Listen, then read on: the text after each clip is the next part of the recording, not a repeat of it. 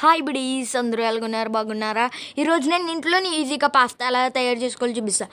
ముందుగా ఒక గిన్నె తీసుకుని ఆ గిన్నెలో 4 కప్స్ ఆఫ్ వాటర్ యాడ్ చేసుకుని ఒక స్పూన్ ఆయిల్ ఇంకా ఒక స్పూన్ సాల్ట్ యాడ్ చేసుకోవాలి. తర్వాత 5 మినిట్స్ మూత పెట్టుకోవాలి. తర్వాత ఒక కప్ ఆఫ్ పాస్తాని ఇందులో యాడ్ చేసుకుని కొంచెం సేపు ఆగాలి. కొంచెం సేపు ఆగిన తర్వాత గరిటెతో కదుపుతూ ఉడకపెట్టాలి. తర్వాత మనం ఉడికిందో లేదో అని చూడడానికి పాస్తాని గిల్లు కూడా చూడొచ్చు.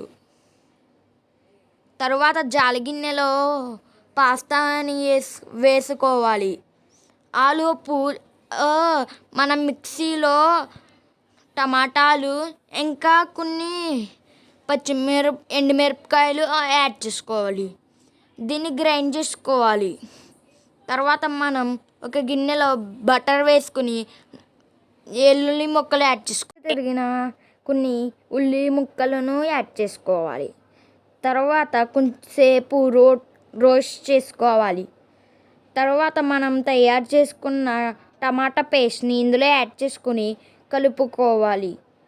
ఇలా 5 మినిట్స్ 3 మినిట్స్ కలిపిన తర్వాత ఇందులో ఒక spoon salt, garam masala, chicken masala, ధనియాల పొడి యాడ్ చేసుకోవాలి. తరువాత ఇందులో మనం పక్కన పెట్టుకున్న పాస్తాని యాడ్ చేసుకోవాలి. యాడ్ చేసి కొంచెంసేపు కలుపుకోవాలి. ఒక 5 మినిట్స్ 3 మినిట్స్ కలపాలి. కలిపిన తర్వాత ఇందులో కొంచెం టమాటా సాస్ని యాడ్ చేసుకుని కలుపుకుంటే ఎంత అద్భుతంగా వచ్చిందో మీరే చూడండి. Please subscribe, like and thank you for watching this video.